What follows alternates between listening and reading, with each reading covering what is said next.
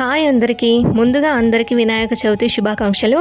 ఈ వీడియోలో ఖైరతాబాద్ వినాయకుడి చరిత్ర గురించి నాకు తెలిసినవి, నేను చదివినవి మీతో ఈ వీడియోలో షేర్ చేస్తాను. వీడియో కంప్లీట్గా చూడండి. అయితే ఖైరతాబాద్ వినాయకుడి చరిత్ర ఇప్పటిది కాదండి, 70 ఏళ్ళ చరిత్ర కలిగి ఉంది.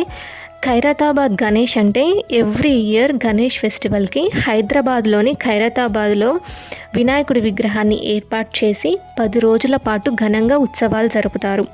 10 రోజుల పూజలు అందుకున్న తర్వాత హుస్సేన్ సాగర్ లేక్లో నిమజ్జనం చేస్తారు. అయితే ఈ ఖైరతాబాద్ వినాయకుడు famous for its height and laddu అన్నమాట. ఖైరతాబాద్ విగ్రహాన్ని మొదటిగా ఎప్పుడు ఎవరు ప్రారంభించారు అని చూద్దాం. స్వతంత్ర సమరయోధుడు బాలగంగాధర్ గారి పిలుపు మేరకు సింగారి శంకరయ్య గారు 1954లో 1 ఫీట్ వినాయకుని విగ్రహాన్ని ఖైరతాబాద్ టెంపుల్ లోపటే ఏర్పాటు చేశారు. 2014 వరకు కూడా ఎవ్రీ ఇయర్ 1 ఫీట్ వినాయకుడి విగ్రహాన్ని ఎత్తు పెంచుతూ వచ్చారు.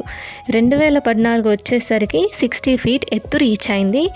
ఆ తరువాత ఇయర్స్ కొన్ని లిమిటేషన్స్ వల్ల లైక్ ఎన్విరాన్మెంటల్ కన్సర్న్ వల్ల హైట్ అయితే తగ్గించారు.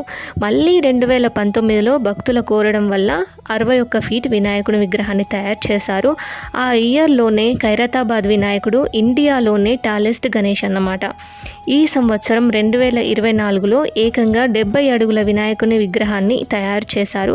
ఎందుకంటే ఈ సంవత్సరంతో 70 ఏళ్ళ చరిత్ర కలిగి ఉంటుంది కాబట్టి. అండ్ అలాగే సప్తముఖ వినాయకుడిని తయారు చేశారు. అండ్ ఇంత పెద్ద వినాయకుడిని తయారు చేయడానికి కమిటీ వాళ్ళకి 1 కోటికి పైగానే ఖర్చు అవుతుంది.